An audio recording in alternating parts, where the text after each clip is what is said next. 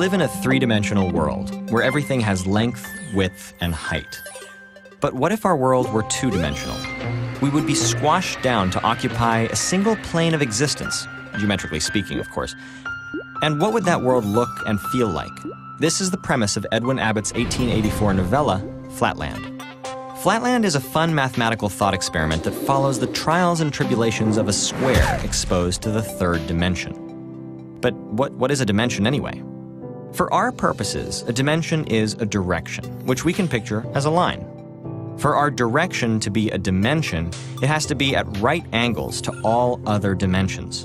So a one-dimensional space is just a line. A two-dimensional space is defined by two perpendicular lines, which describe a flat plane, like a piece of paper.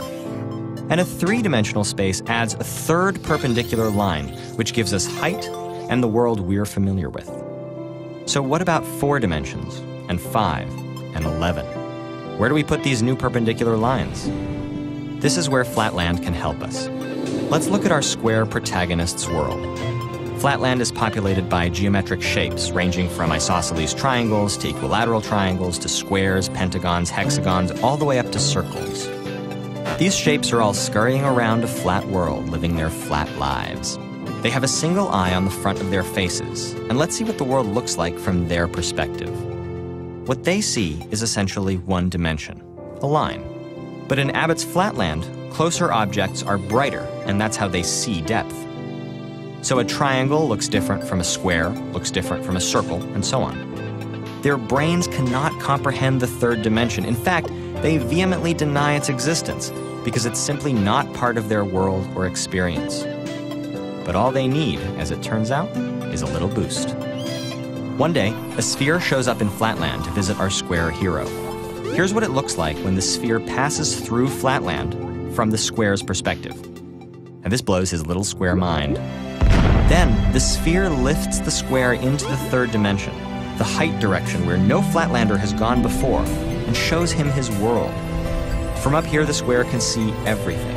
The shapes of buildings, all the precious gems hidden in the earth, and even the insides of his friends, which is probably pretty awkward. Once the hapless square comes to terms with the third dimension, he begs his host to help him visit the fourth and higher dimensions. But the sphere bristles at the mere suggestion of dimensions higher than 3 and exiles the square back to Flatland.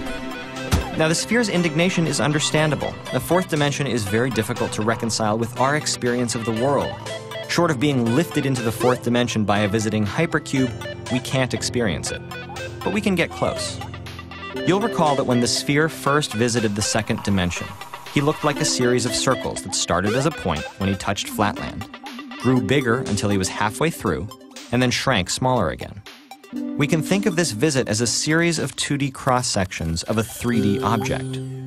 Well, we can do the same thing in the third dimension with a 4-dimensional object. Let's say that a hypersphere is the 4D equivalent of a 3D sphere.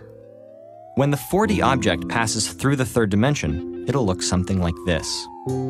Let's look at one more way of representing a 4-dimensional object. Let's say we have a point, a 0-dimensional shape. Now we extend it out 1 inch, and we have a 1-dimensional line segment.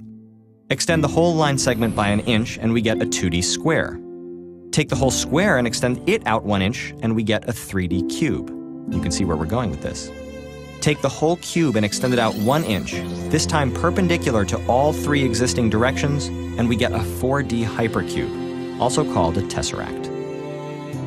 For all we know, there could be 4-dimensional life forms somewhere out there, occasionally poking their heads into our bustling 3D world and wondering what all the fuss is about. In fact, there could be whole other 4-dimensional worlds beyond our detection, hidden from us forever by the nature of our perception. Doesn't that blow your little spherical mind?